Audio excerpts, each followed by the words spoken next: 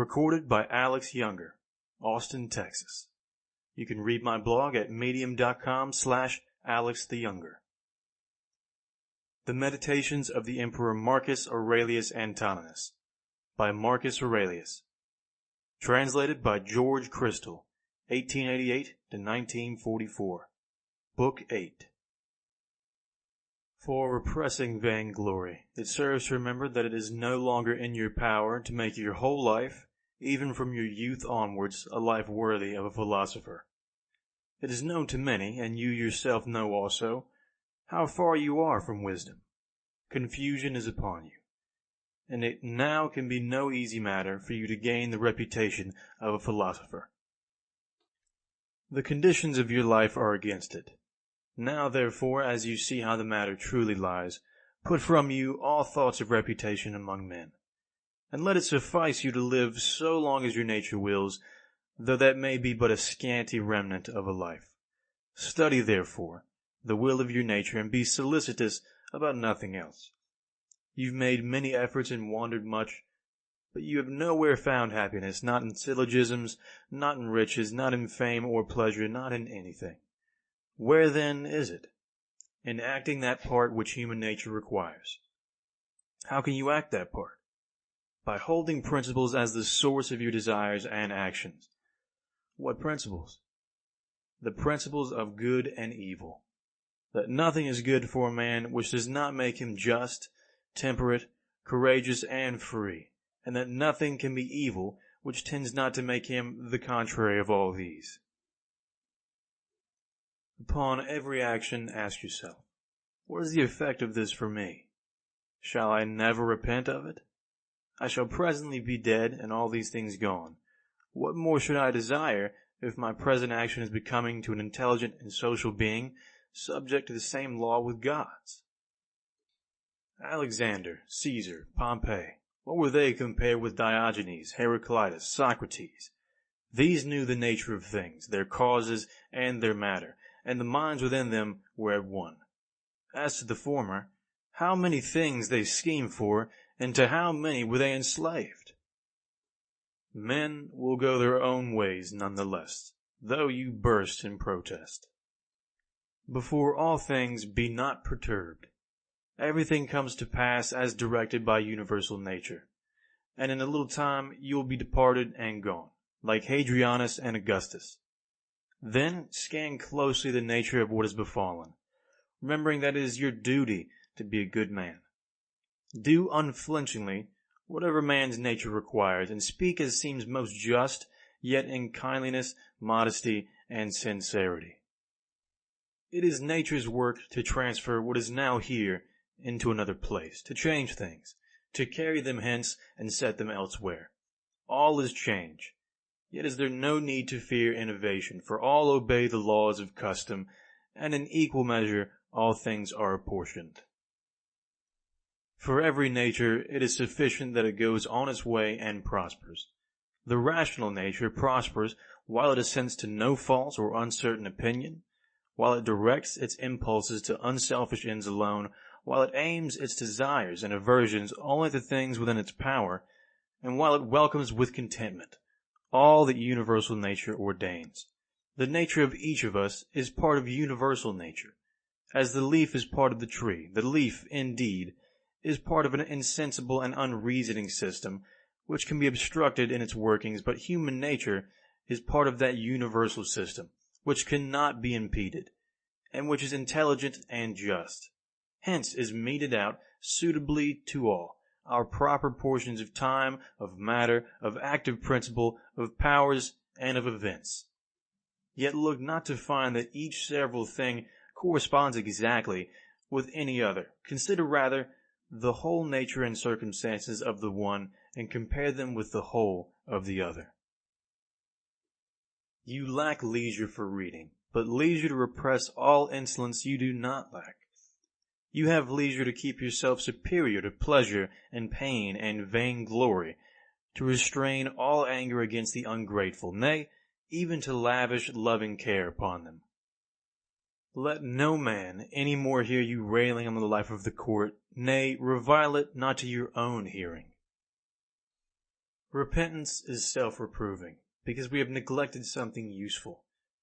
Whatever is good must be useful in some sort, and worthy of the care of a good and honorable man. Now, such a man could never repent of neglecting some opportunity of pleasure. Pleasure, then, is neither useful nor good. Of each thing ask, what is this in itself and by its constitution? What is its substance or matter? What is its cause? What is its business in the universe? How long shall it endure? When you are reluctant to be roused from sleep, remember that it accords with your constitution and with human nature to perform social actions. Sleep is common to us with the brutes. Now whatever accords with the nature of each species must be most proper, most fitting, and most delightful to it. Constantly, and if possible, on every occasion, apply to your imaginations the methods of physics, ethics, and dialectic. Whomsoever you meet, say straightway to yourself, what are this man's principles of good and evil? For if he holds this or that doctrine concerning pleasure and pain, and the causes thereof concerning glory and infamy, death and life, it will seem to me neither strange nor wondrous that this or that should be his conduct. I shall bear in mind that he has no choice but to act so.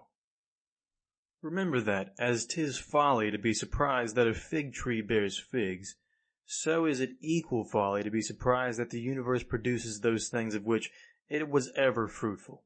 It is folly in a physician to be surprised that a man has fallen into a fever, or in a pilot that the wind has turned against him. Remember that, to change your course and to follow any man who can set you right is no compromise to your freedom. The act is your own, performed on your own impulse and judgment, and according to your own understanding. If the doing of this be in your own power, why do it thus? If it be in another's, whom do you accuse? The atoms or the gods? To accuse either is a piece of madness. Therefore accuse no one. Set right, if you can, the cause of error. If you cannot, correct the result at least. If even that be impossible, what purpose can your accusations serve? Nothing should be done without a purpose. That which dies falls not out of the universe. If then it stays here, here too it suffers a change, and is resolved into those elements of which the world and you too consist. These also are changed, and murmur not. The horse, the vine, all things are formed for some purpose. Where is the wonder? Even the sun saith, I was formed for a certain work, and similarly the other gods. For what end are you formed? For pleasure? Look if your soul can endure this thought. Nature has an aim in all things in the end, and surcease of them no less than in their beginning and continuance. It is even as a man casting a ball. Where then is the good for the ball in its rising? Where the harm in its dropping? Where even is the harm when it is fallen down? Where is the bubble's good while it holds together? Where is the evil when it's broken? So it is with the lamp which now burns and anon goes out. Turn out the inner side of this body and view it as it is. What shall it become when it grows old, or sickly, or decayed? The praiser and the praised, the rememberer and the remembered, are of short continuance, and that in a mere corner of this narrow region where, narrow though it be, men cannot live in concord, no, not even with themselves, and yet the whole world is but a point. Attend well to what is before you, whether it be a principle, an act, or a word. This, your suffering, is well merited, for you would rather become good tomorrow than good today. Am I doing aught? Let me do it in a spirit of service to mankind. Does aught befall me? I accept it and refer it to the gods, the universal source from which come all things in the chain of consequence. The accompaniments of bathing, oil, sweat, filth, foul water, how nauseous are they all! Even so is every part of life, and everything that meets us. Lucilla buried Verus and soon followed him to the grave. Secunda saw the death of Maximus, and soon herself died. Epitynchanus buried Diotimus, and then Epitynchanus was buried. Antoninus mourned Faustina, and thereafter Antoninus was mourned. Celer buried Hadrian, and then Celer was buried. All go the same way. The cunning men who foretold the fates of others, or who swell with pride, where are they now? Where are these keen wits? Charax and Demetrius the Platonist, and Eudaimon and their like. All were for a day, and are long dead and gone. Some scarce remembered even for a little after death. Some turned to fables, some faded even from the memory of tales. Wherefore remember this: either the poor mixture which is you must be dispersed, or the faint breath of life must be quenched or removed and brought into another place. The joy of man is to do his proper business, and his proper business is to be kindly to his fellows, to rise above the stirrings of sense, to be critical of every plausible imagination, and to contemplate universal nature and all her consequences.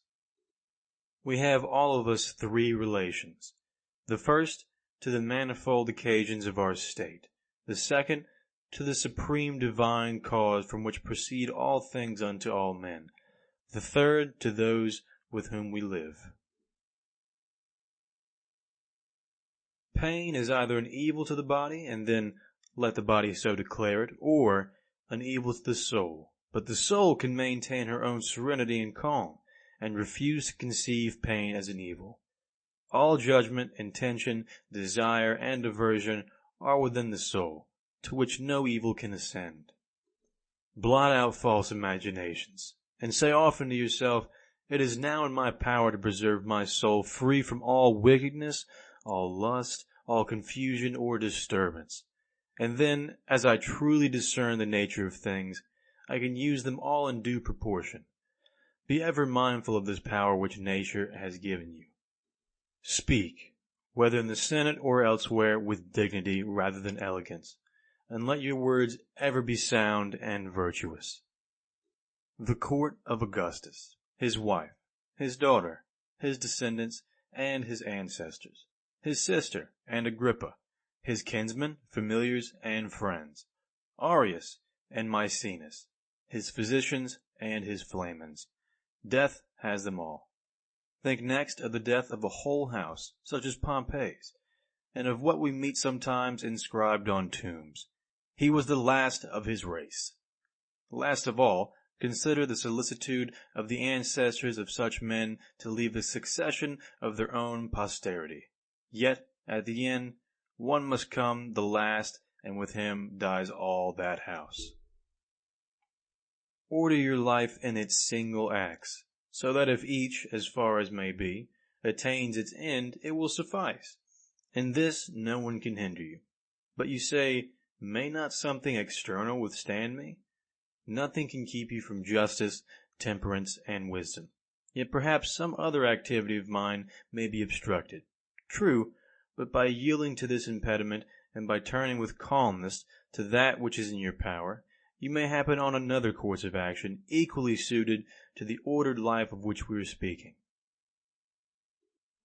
Receive the gifts of fortune without pride, and part with them without reluctance. You have seen a hand, a foot, or a head cut off from the rest of the body, and lying dead at a distance from it. Even such as these as he make himself, so far as he can, who repines at what befalls, who severs himself from his fellow men, or who does any selfish deed. Are you cast forth from the natural unity? Nature made you to be a part of the whole, but you have cut yourself off from it. Yet here there is a glorious provision that you may reunite yourself if you will. In no other case has God granted you the privilege of reunion to a separate or severed part. Yet behold the goodness and bounty with which God hath honored mankind. He first puts it in their power not to be severed from this unity, and then, even when they are thus severed, he suffers them to return once more, to take their places as parts of the whole, and to grow one with it again. Universal nature, as she has imparted to each rational being almost all its faculties and powers, has given to us this one in particular among them. As nature converts to her use, ranges in destined order, and makes part of herself all that withstands or opposes her, so each rational being can make every impediment in his way a proper matter for himself to act upon, and can use it for his guiding purpose, whatever it may be. Do not confound yourself by considering the whole of life, and by dwelling upon the multitude of greatness of the pains and troubles to which you may probably be exposed. As each presents itself, ask yourself, is there anything intolerable and insufferable in this? You will be ashamed to own it. And then recollect that it is neither the past nor the future that can oppress you, but always the present only, and the ills of the present will be much diminished if you restrict it within its own proper bounds, and take your soul to task if it cannot bear up even against this one thing. Does Panthea or Pergamus now sit mourning at the tomb of Verus? Or Chabrias or Diotimus at the tomb of Hadrian? Absurd! And if they were still mourning, could their masters be sensible of it? Or if they were sensible of it, would it give them any pleasure? Or if they were pleased, could the mourners live forever? Was it not fate that they should grow old men and women and then die? What, then, would become of the illustrious dead when these faithful souls were gone? And all this toil for a vile body, naught but blood and corruption. If you have keen sight, says the philosopher, use it in discretion and in wisdom. In the constitution of the rational being I discern no virtue made to restrain justice, but I see continence made to restrain sensual pleasure. Take away your opinion about the things that seem to give you pain, and you stand yourself upon the surest ground. What is that self? It is reason. I am not reason, you say. So be it. Then let not reason pain itself, but leave any part of you which suffers to its own opinions of the pain. Obstruction of any sense is an evil for the animal nature. So is the obstruction of any of its impulses. There are other kinds of obstruction which are evil for the nature of plants, for the rational nature in like manner. Therefore, obstruction of the understanding is evil. Apply all this to yourself. Do pain and pleasure affect you? Let the senses look to it. Does anything hinder your designs? If you have designed without the proper reservation, that in itself is an evil for you as a reasoning being. If you designed under the general reservation, you are neither hurt nor hindered. No man can hinder from the proper work of the mind. Nor fire, nor sword, nor tyrant, nor calumny can reach it, nor any other thing, when it is become even as a sphere, complete and perfect within itself. I have no right to vex myself, who never yet willingly vexed anyone. Each man has his own pleasure. Mine lies in having my ruling part sound, without aversion to any man, or to any hap that may befall mankind. Yet let me look on all things with kindly eyes. Let me accept and use them all according to their worth. See that you secure the benefit of the present time. They who pursue a fame which is to live after them, reflect not that posterity will be men even as are those who vex them now, and that they too will be mortal. And afterwards, what shall signify to you the clatter of their voices, or the opinions they shall entertain about you? Take me up and cast me where you will. I shall have my own divinity within me serene, that is, satisfied, while its every state and action is according to the law of its proper constitution. Is any event of such account that my soul should suffer for it or be the worse, that my soul should become abject and prostrate as a mean suppliant, or should I be affrighted? Shall you find anything that is worth all this? Nothing can befall a man which is not human fortune. Nothing can happen to an ox, to a vine, or to a stone, which is not the natural destiny of their species. If then That alone can befall anything which is usual and natural. What cause is there for indignation? Universal nature hath brought nothing upon you which you cannot bear. When you are grieved about anything external, it is not the thing itself which afflicts you, but your judgment about it. This judgment it is in your power to efface. If you are grieved about anything in your own disposition, who can prevent you from correcting your principles of life?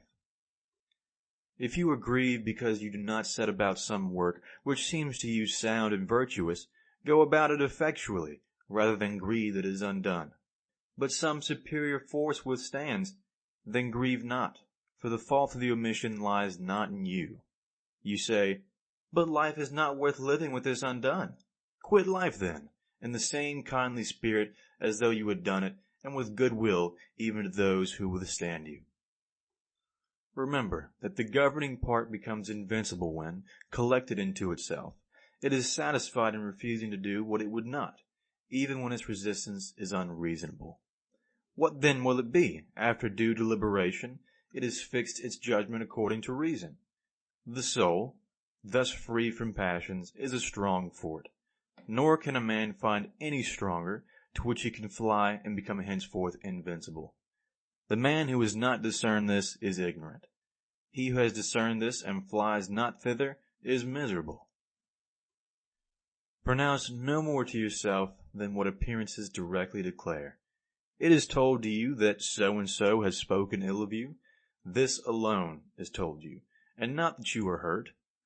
I see my child is sick. This alone I see. I do not see that he is in danger. Dwell thus upon first appearances. Add nothing to them from within, and no harm befalls you. Or rather, add the recognition that all is a part of the world's lot. Is the gourd bitter? Put it from you. Are there thorns in the way? Walk aside. That is enough. Do not add, why were such things brought into the world? The naturalist would laugh at you, just as would a carpenter or a shoemaker, if you began fault-finding because you saw shavings and parings from their work strewn about the workshop. These craftsmen have places where they can throw away this rubbish, but universal nature has no such place outside her sphere. Yet the wonder of her art is that, having confined herself within certain bounds, she transforms into herself all things within her scope which seem to be corrupting or waxing old and useless, and out of them she makes other new forms, so that she neither needs matter from without, nor place where to cast out her refuse. She is satisfied with her own space, her own material, and her own art. Be not languid in action, nor confused in conversation, nor vague in your opinions. Let there be no sudden contractions or forth sallyings of your soul. In your life be not overhurried. Men slay you, cut you to pieces, pursue you with curses. What has this to do with your soul remaining pure, prudent, temperate, and just? What if someone, standing by a clear, sweet fountain, should reproach it? It would not cease to send forth its refreshing waters. Should he throw into it mud or dung, it will speedily scatter them and wash them away, and be in no wise stained thereby. How then shall you get this perpetual living fountain within you? If you reserve yourself unto liberty every hour you live, in a spirit of calmness, simplicity, and modesty. He who knows not what the universe is, knows not what is his place therein. He who knows not for what end it was created, knows not himself, and knows not the world. He who is deficient in either of these parts of knowledge could not even say for what end he himself was created. What sort of man, then, does he appear to you, who pursues the applause, or dreads the anger, of those who know neither where nor what they are? Do you wish to be praised by a man who curses himself thrice within an hour? Can you desire to please one who is not pleased with himself? Can he be pleased with himself who repents of almost everything he does? No longer be content to breathe in harmony with the air which surrounds you, but set about feeling in sympathy with the intelligence which embraces all things. For the power of that intelligence is no less diffused and no less pervasive for all who can draw it in, than it is the virtue of the air for him who can breathe it. There is no universal wickedness to hurt the world, and the particular wickedness of any individual hurts not another. It hurts himself alone, and even he has this gracious privilege that, as soon as he desires it, he may be free from it altogether. To my will, the will of another is as indifferent as his poor breath and flesh. And how much soever we were formed for the sake of each other, yet the governing part of each of us has its own proper power. Otherwise the vice of another might become my own misery. God thought fit that this should not be, lest it should be in another's power to make me unhappy. The sun seems to us diffused everywhere, pervasive of all things, yet never exhausted. This diffusion is a sort of extension, and hence the Greek word for rays is thought to be derived. You may observe the nature of a ray if you see it entering through some small hole into a darkened chamber. Its direction is straight, and is reflected around when it falls upon any solid body, which shuts it off from the air beyond. There it stands, and does not slip or fall. Now such should be the flow and diffusion of the understanding, never exhausted, always extending, not violently or furiously dashing against the obstacles that meet it, nor falling aside, but resting there, and illuminating whatever will receive it. That which will not transmit the light does but deprive itself of radiance. He who dreads death dreads either the extinction of all sense or the experience of a new one. If all sense be extinguished, there can be no sense of evil. If a different sort of sense be acquired, you become a different creature and do not cease to live.